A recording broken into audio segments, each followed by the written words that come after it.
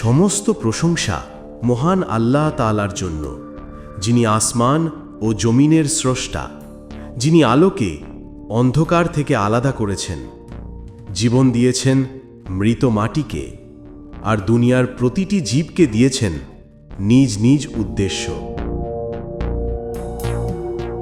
আজ আমরা শুনব মানব জাতির সূচনা, প্রথম নবী, প্রথম মানুষ হযরত আদম আলাইহিস সালামের কাহিনী। একটি কাহিনী যা শুরু হয় জান্নাতে, যেখানে কোনো দুঃখ ছিল না, কোনো ভয় ছিল না, কিন্তু শেষ হয় পৃথিবীতে, যেখানে শুরু হয় মানবতার গল্প। এটি শুধু ইতিহাস নয়, এটি শিক্ষা, আমাদের অস্তিত্বের, আমাদের ভুলের আর আমাদের আল্লাহর প্রতি ফিরে আসার গল্প। আল্লাহ তাআলা ফেরেশতাদের সম্বোধন করে বললেন, আমি পৃথিবীতে একজন প্রতিনিধি সৃষ্টি করব। ফেরেশতারা বিনীতভাবে প্রশ্ন করল, হে আল্লাহ, আপনি কি এমন কাউকে সৃষ্টি করবেন যে সেখানে দুষ্কর্ম করবে এবং রক্তপাত করবে? অথচ আমরা আপনার প্রশংসা ও পবিত্রতা ঘোষণা করছি। আল্লাহ বললেন, আমি যা জানি তা তোমরা জানো না। তারপর শুরু হলো সৃষ্টি প্রক্রিয়া। আল্লাহ আদেশ দিলেন, পৃথিবীর বিভিন্ন প্রান্ত থেকে মাটি আনার জন্য। সাদা মাটি, লালচে মাটি, কালো মাটি, বাদামি মাটি, সব মিলিয়ে এক অনন্য মিশ্রণ তৈরি হলো। এই ভিন্ন মাটির কারণেই আজ মানুষের চেহারা, স্বভাব ও রং আলাদা আলাদা। আল্লাহ সেই মাটি দিয়ে গড়লেন এক মানব আকৃতি, নিথর কিন্তু সম্মানের প্রতীক। দীর্ঘ সময় পর আল্লাহ তাআলা তার মধ্যে রূহ বা আত্মা ফুঁকে দিলেন। হঠাৎ সেই নিস্তব্ধ মাটির শরীরে প্রাণ ফিরে এলো। আদম আলাইহিস সালাম ধীরে ধীরে চোখ খুললেন। নিঃশব্দ জান্নাত ভরে গেল আলোয়। ফেরেশতারা অবাক হয়ে তাকিয়ে রইলেন সেই প্রথম মানুষটির দিকে। তিনি দাঁড়িয়ে গেলেন, দেখলেন চারপাশের সৌন্দর্য, সবুজ বাগান, ঝর্ণা, আলোতে ভরা জান্নাত। আল্লাহ তাকে শেখালেন সব কিছুর নাম।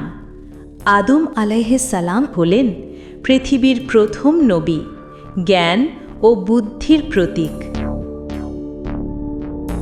এরপর আল্লাহ তাআলা ফেরেশতাদের আদেশ করলেন, আদমকে সিজদা করো। সব ফেরেশতা বিনা দ্বিধায় সিজদায় লুটিয়ে পড়ল। তাদের ডানা জ্বলে উঠল আলোর ঝলকানিতে, কিন্তু একজন মাথা তুলেই রইল, ইবলিস। সে বলল, আমি তার চেয়ে উত্তম। আপনি আমাকে আগুন থেকে সৃষ্টি করেছেন আর তাকে মাটি থেকে, আমি মাটিকে সিজদা করব না। আল্লাহ বললেন, তুমি অহংকার করছো, তাই বেরিয়ে যাও জান্নাত থেকে, তুমি অভিশপ্ত। তখন থেকেই ইবলিসের অন্তরে জ্বলে উঠল প্রতিহিংসার আগুন।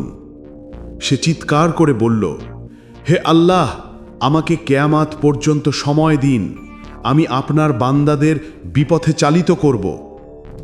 আল্লাহ বললেন, তুমি সময় পেলেও আমার বান্দাদের মধ্যে যারা আন্তরিক, তুমি তাদের ওপর কোনো ক্ষমতা পাবে না।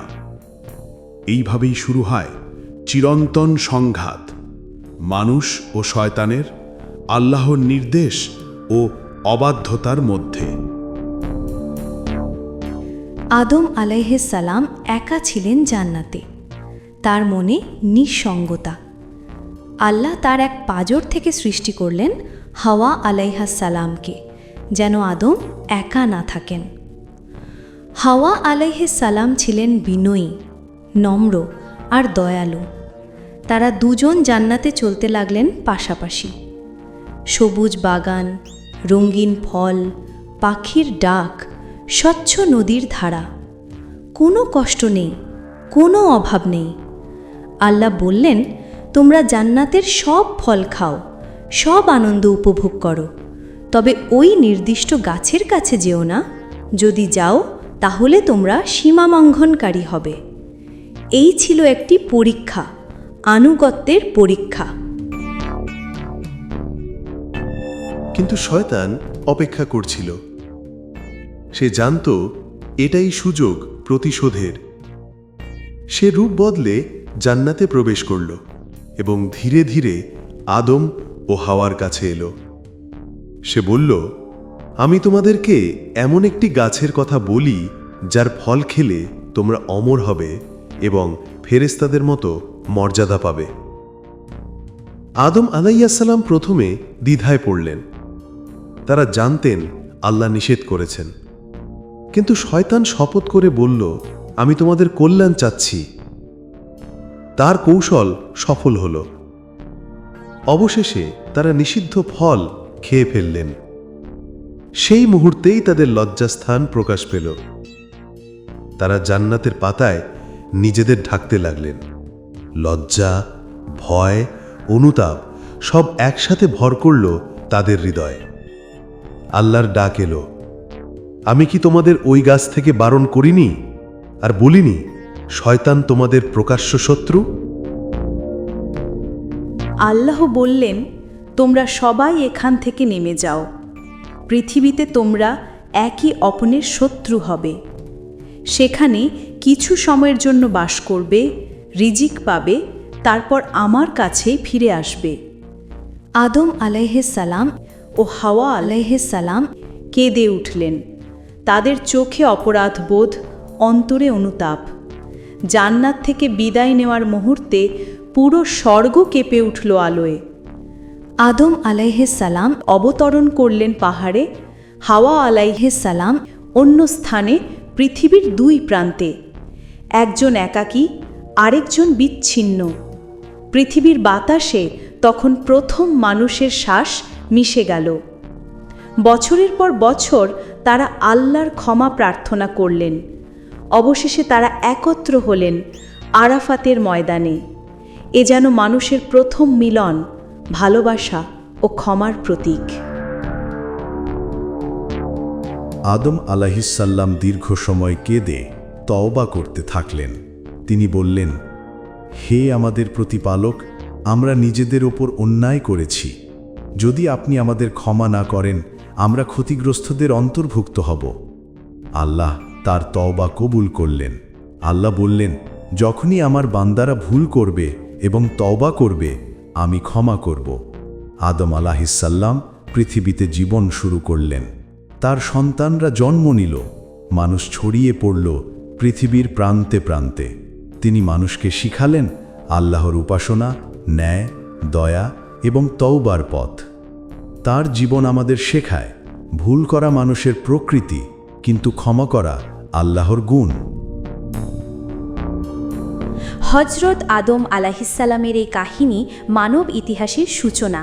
এটি শুধু এক নবীর গল্প নয়, এটি আমাদের নিজেদের গল্প। আদম আলাইহিসসালাম আমাদের শেখালেন, অহংকার মানুষকে ধ্বংস করে, যেমন ইবলিসকে করেছিল। আনুগত্য মানুষকে উন্নত করে, যেমন ফেরেশতাদের করেছিল। পাপ করলেও তওবা মানুষকে আবার আল্লাহর কাছে ফিরিয়ে আনে।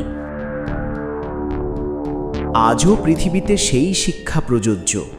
যখন আমরা ভুল করি, যখন শয়তান আমাদের বিভ্রান্ত করে, তখন মনে রাখতে হবে আল্লাহর দরজা সবসময় খোলা। তার রহমত অসীম, তার ক্ষমা অনন্ত, আর তার প্রতি ফিরে আসাই আমাদের মুক্তির পথ। আদম ও হাওয়া পৃথিবীর প্রথম সূর্যোদয় দেখলেন। সবুজ জমিনে নতুন জীবনের শুরু।